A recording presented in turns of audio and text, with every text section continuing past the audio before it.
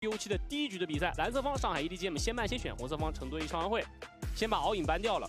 这个是我们最近在 BO7的比赛里面经常看到的，在蓝色方一抢敖影的画面。是的，但是他们选择了把敖影 ban 掉。想直接 ban 敖影的话是比较少见，他们要么想直接去拿一个吃叉，只有吃叉和戈亚这两个英雄的话，在打到敖影的时候会占不到什么便宜。因为现在基本上 BO7第一局是换板子，就是我拿敖影，对面拿邵思源，然后反手蓝色方出苏烈。但是这局比赛他是选择了把邵思源也给 ban 掉，然后选择了拿苏烈。这样的话 ，AG 他是选择双ban游走，然后拿张飞来反制你，然后并且选择到了沈梦溪。是的。后面就看这把射手怎么配了。EDGM 的话，他这里射手强势的苍和戈亚这两个英雄，看他拿不拿。橘右京加火舞，哇，把射手往后放的话，那很有可能第一局 EDGM 的射手就不出了，要不然就是拿一手孙权。拿一个孙权可以跟着队伍一起往前冲。然后 EDG 他们的前3手出的是极其主动的。是的。非常强的中野辅组合，既有伤害又有控制。那 AG 这边你射手不出，就直接拿一手戈亚，然后他在后面的一个班位上面可以去ban掉一些戈亚打起来比较累的英雄，比如说苍也可以ban一下，夏洛特这种后期切他的也可以ban一下。对，孙权也直接送上班位了。但这局因为 EDG 自己先亮了打野嘛，所以 AG 他就可以不用考虑再把班位给到哪吒了。对的。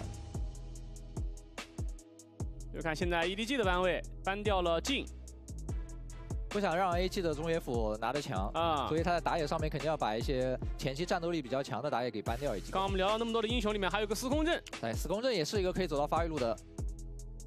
这样的话，感觉凌云他在这局当中发育路上没有什么特别好用的英雄，看看 AG 最后会不会ban个苍。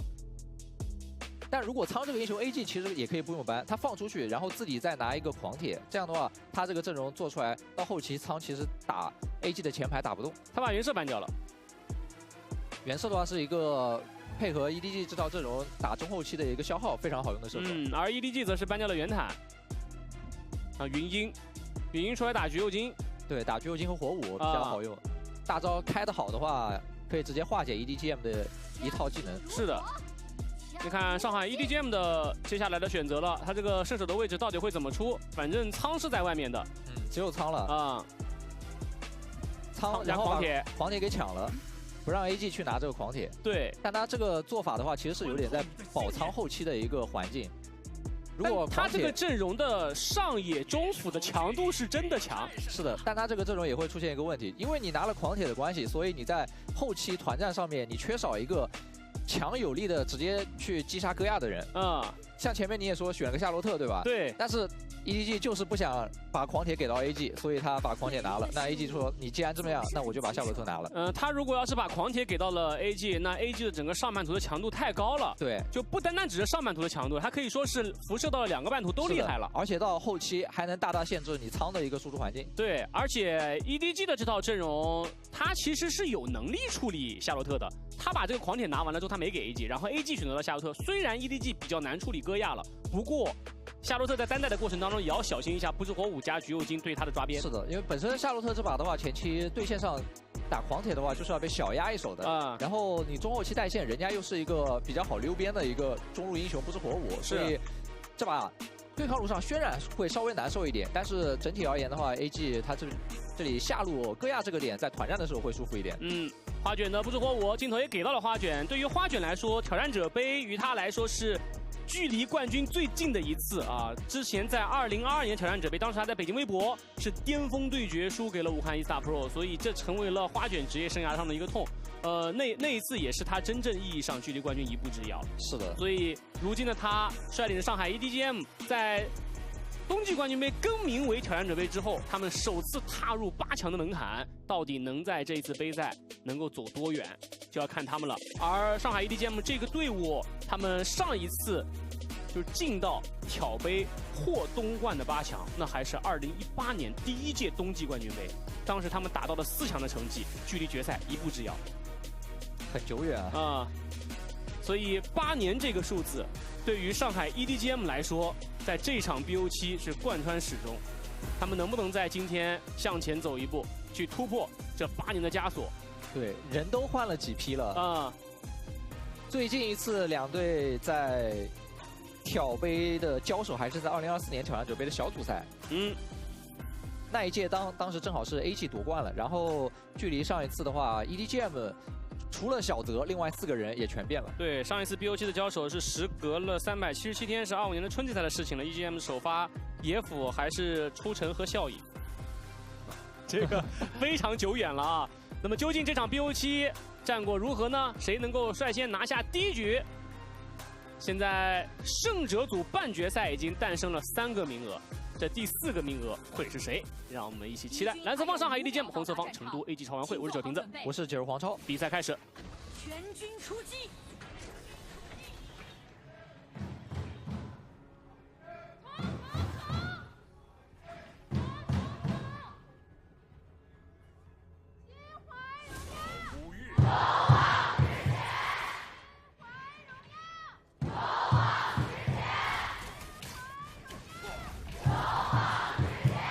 局下路都是辅助跟射手来过线。是的 ，EDGM 的这个开局的话，它就是很明显的要侧重上半图的，刘金直接下往上刷的。云鹰这个开局的话是上往下刷，到时候得看苏烈会不会跟着一起去上路打架。如果苏烈去上路打架的话，那云鹰刷下来可以配合一波下路越一下的。但长生过来给了波支援，这一颗雷小碎交了闪现，要不然要交人头了。哎，然后另外一边看到夏琳和花卷反掉了中医的一个蓝 buff。对。 因为在下路争夺的过程当中，河道视野是完全放出去的，所以花卷选择了跟夏琳直接2个人偷偷摸摸的进到了野区。对的，这时候中野还没赶到。那这样的话，这个开局就是 EDGM 的打野赚，然后 AG 的话发育路赚。这个是打了一个视野差，因为中野是把自己的红区基本上刷干净了，他把那个山迷也刷了。长生他清完线也是立马往下走去上压力了。所以就在这个过程当中。 夏琳找到了这个机会，他们俩确实 buff 抓的比较快。对的，第一视角给到了英诺的戈亚，转个线想回中吃一下，但中野这边有个兵吃不到了，可能要2个兵吃不到了，留了1个。这前期夏琳还是很赚的，要比中医的发育好很多。 这局比赛，老王是看好了上海 EDGM 这套阵容的中野辅的主动性确实很强。对的 ，AG 的这个阵容，他们的野辅这2个英雄，其实开团的话没有 EDGM 这边能开，主要是打反手为主。AG 这套阵容的话，核心就在戈亚这个点上面，基本上要等到戈亚开始拿红了才能开始发力的。前期更多的是一些转图，然后保戈亚的优势，然后同时的话保一下野区就行了。 不要让戈亚这一路的资源掉了就可以了。究竟2技能稍微短了一点，不过赶走了沈梦溪就可以和花卷的不知火舞一起抢中了。小碎也靠了过来，这一波 EDGM 先过完线，不过蓝区也刷新，还是要优先帮橘右京提速。那 AG 也是一样的，这样两边应该会和平发育到4分钟龙团。对。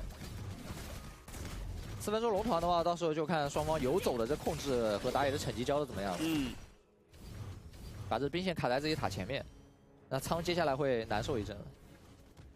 张飞和苏烈2个大招都是可以帮自己的打野位保龙的。是的，就主要开对面的打野，然后控制住，让自己的打野好交这个成绩。不过云鹰比橘右京好的地方就在云鹰有一个霸体，他可以硬抢，对，一个大招进去硬拿。 所以在控龙的斩杀线上面 ，EDGM 一定要控好。EDG 就是橘右京2技能伤害高，他虽然没有霸体，是的，戳一下接个城。想要蹲一下都有埋伏啊。上路 EDGM 是个3打2，小泽想上去卖，但是 AG 不上当。 渲染也不动手，对，那这波的话就是小泽拿个线权，然后传到中路直接过来开龙。对，然后中路也速过线，过完线之后赶紧往龙坑赶，看能不能把龙给秒了。是的，这波的话 AG 应该不会再抢了。云鹰因为他正好是一个开局红区刷过来的一个关系，如果河道这里张飞和沈梦溪站不住视野龙就没必要拿。是的，哎，这一波不出火舞抢跟苏烈接波 combo， 但是长生交出了闪现。所以导致这个 combo 没有接上。张飞在旁边侧边给了个大招，直接喷出了小碎的一个被动。不知火舞进场之后直接吃到了 AOE， 瞬间被秒掉了。然后同时站起来的苏烈也要倒，云云过去2秒人再斩一下，接个一收掉了凌云的仓。这一波上海 EDGM 下路3个人全倒，很伤了，有点爆炸呀。他们这波是因为应该是火舞蹲到了，对，第一波他们知道对方是红开，是的，所以想进蓝区打这波碰撞。对，趁你云云不在，先来蹲一波，而且火舞有个提前量，但是苏烈这边的跟他打配合的时候，苏烈没交闪现。他那个大招没有拍到长生，是的，让长生跑了，然后让长生跑了之后，那你技能都交完了，你进去容易出来难，直接是被一诺和大帅下路关门了。又来了，这一波中路想用一闪去开到戈亚，但是没有成功，被逃掉了。对，被戈亚闪现躲开了后续。就像刚刚黄超说的一样，那一波蓝区的 combo 第一波因为没有接死，让长生拉开了距离之后，再回头大帅侧边的那个大。就留下了苏烈，但是当时的花卷想的是救一下，是的，但是吃到2个人站在一块儿，吃到了长生，加上一诺的 AOE 都赔进去了。那一波，就那一波，直接就让戈亚起飞了。接下来可以考虑保戈亚一个红 buff， 就这个红很关键，看 EDGM 怎么说。火舞和苏烈都没闪现，苏烈被动也没好，这个红说实话不是很好拿。对。你就让人进去了，也不是很好开。苏烈这波给大招，但是云交大招撤走了，想要硬反吗？苏烈大招也已经结束了，张飞给了个大招没有喷到，但橘右京过来之后硬来一个乘机，把红 buff 给抢到，还行，因为第一时间张飞这个大招的角度不是很好，就导致于夏洛特包过来也没有办法找到一个很好的进场环境。那这样的话 ，EDGM 控到戈亚的这个红 buff， 目前这个局势 ，EDG 还能兜住。下一波红区看能不能持续的控了。是的，这个阶段打 AG 的蓝区倒还好，主要是打 AG 的红区。对，不要让一诺的戈亚拿红，因为你让这个戈亚拿到红 buff 的话，那 EDGM 他只有一种方式能打，就是强开到他，要不然就一定会被他不断的消耗状态。是的。但从正面你想强开到戈亚是很难的，必须得靠火舞这种闪现去开。你除开火舞闪现去开，像苏烈如果是闪开的话，从正面开很容易被戈亚发现意图。但火舞的话，这个闪开还是挺猝不及防的。上路知道张飞没有大招，所以集火打一波，看能不能击杀。2技能跳个盾，但距他太远了，所以最终还是成功将大帅给带走之后，再往回退一波，打了个吊点，再过一波中线。苏烈得马上回去补个状态出来，接着就是要想着控红 buff 了。这波就是花卷洞察到了，对，第一时间转边抓张飞。现在 AG 的边线是比较难带的。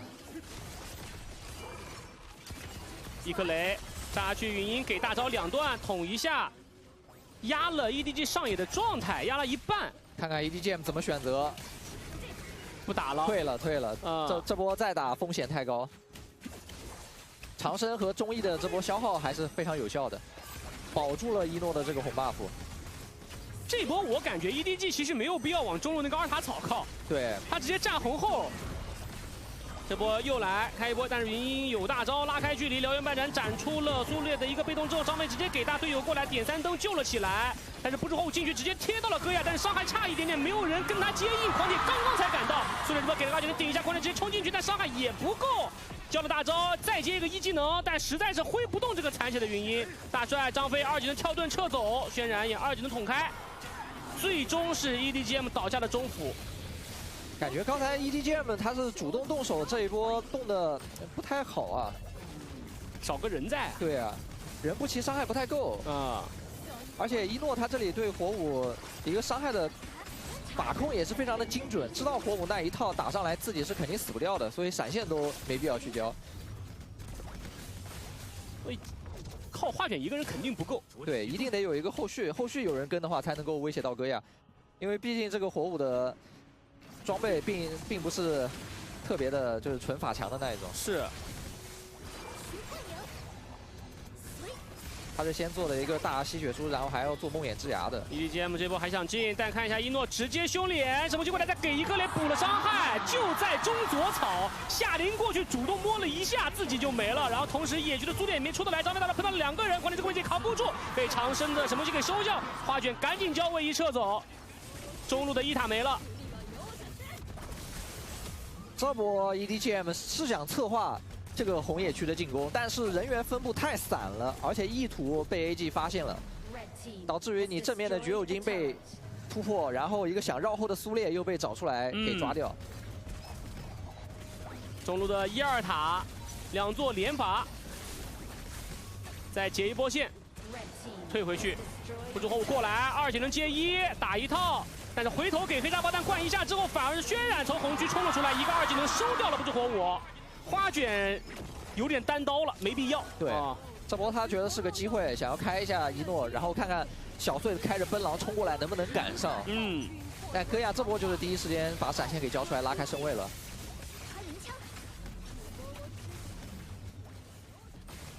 其实这几波站在花卷的视角来说都是机会。 是的，但是其实真的打出威慑力的是中路的那一波。这个阵容也就只有想办法开到戈亚，把戈亚击杀掉，他们团战才能赢。不然真打不了。要不然就会一直被拉扯。对，就像刚刚左草下林那个橘右京一样，你被粘上了你就走不了了。哎，苏烈位置被发现，要吃集火，闪现进塔下吃燎原白斩，是一丝血保了个被动。橘右京的旁边伤害差了一点点，没有能够带走上升。